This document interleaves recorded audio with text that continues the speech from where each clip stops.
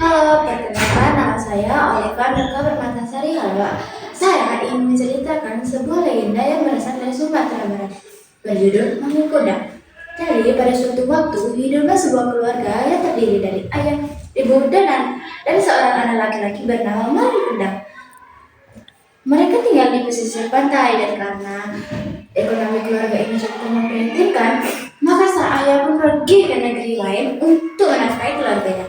Tapi satu minggu dua minggu, satu bulan dua bulan, bahkan satu tahun, ayah pun belum pulang ke kampung halamannya yang membuat ibunya pun yang menafkahi anaknya Malin.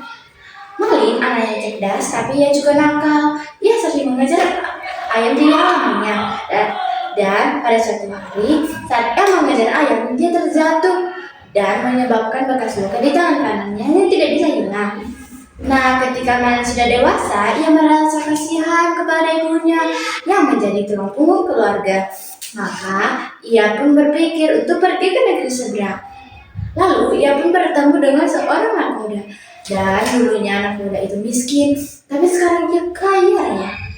Semakin yakinlah si Malin. Lalu, ia pun bertanya kepada ibunya, "Ibu, apakah aku boleh pergi ke negeri seberang?" Jelas ibunya tidak mau karena anak satu-satunya pergi ke negeri lain.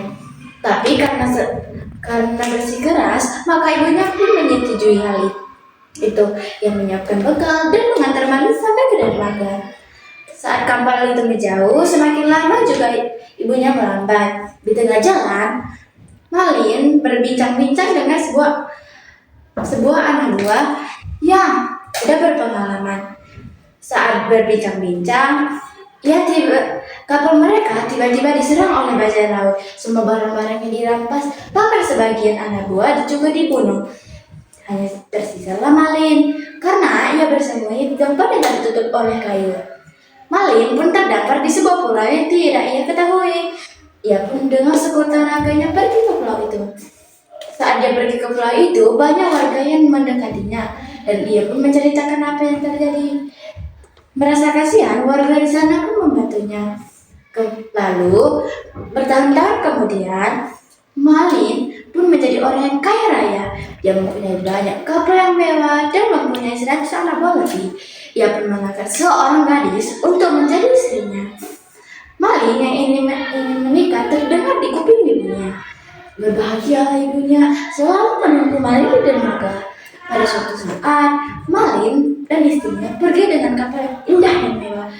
Saat sampai di dermaga, ibunya yang setiap hari menunggu melihat anaknya Malin. "Anakku, apakah itu anakku?" Dia sangat berbahagia. Bahkan, dia juga melihat ada bekas luka di tangan kanan. Semakin lagi yakinlah ia, dan dia pun berlari sambil memeluk Malin.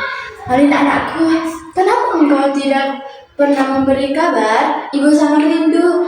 Malin yang melihat ibunya berbaju coklat capi sangat malu. Ia pun mendorong ibunya dan berkata, "Siapa engkau?